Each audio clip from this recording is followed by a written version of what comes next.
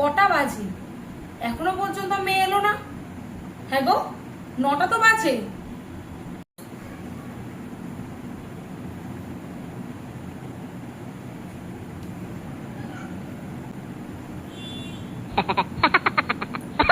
ফোনটাও লাগছে না।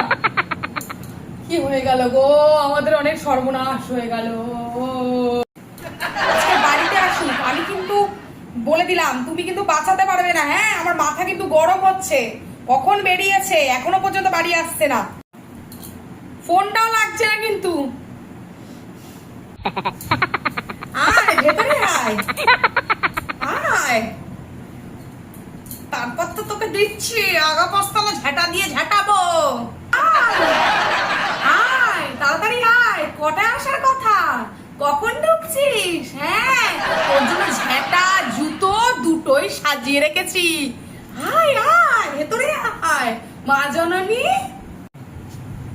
তোর বাবার পেনশন নেওয়ার সময় টেনশন নিচ্ছে আর তুই ঘুরছিস। তোর বাবা কাজ করতে করতে মুখ থেকে রক্ত উঠে পড়ছে আর তুই ঘুরছিস। আয় ভেতরে আয়, ভেতরে আয়।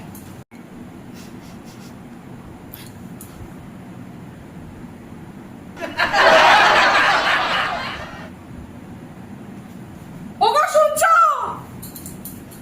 আমাদের হাতের বাইরে চলে গেছে গো, ছাই ভর্ষ খেয়ে এসছে। ওই ঝাঁটাটা ব্যাগে কি এটা?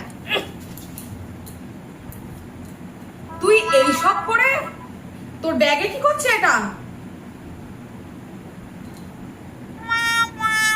তুই এখান থেকে চুড়িদার পরে গিয়ে বাইরে গিয়ে এসব করে করছিস?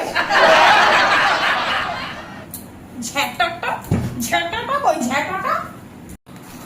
ওগো শুনছো, মেয়ে আমাদের হাতের বাইরে চলে গেছে গো। একে বিয়ে দিতে হবে। বিয়ে দিলে একমাত্র তুই ঠিক হবি, তুই ঠিক হবি বিয়ে দিলে। তোকে বিয়ে দেবো কালই আমি ছেলে দেখছি। কালই আমি ছেলে দেখে তোকে পরশু বিয়ে দেবো। না পরশু না, কালই তোকে পরশু বিয়ে দেবো। না পরশু না, আমি তোকে কালকে বিয়ে দেবো। তোর বিয়ে না দিলে তুই শিক্ষা হবি না। বিয়ে দিয়ে দেবো। 9টা অব্দি বাইরে বাইরে ঘোরা অন্য অন্য পুরুষদের সাথে একটা স্ত্রী হয়ে। দাঁড়া।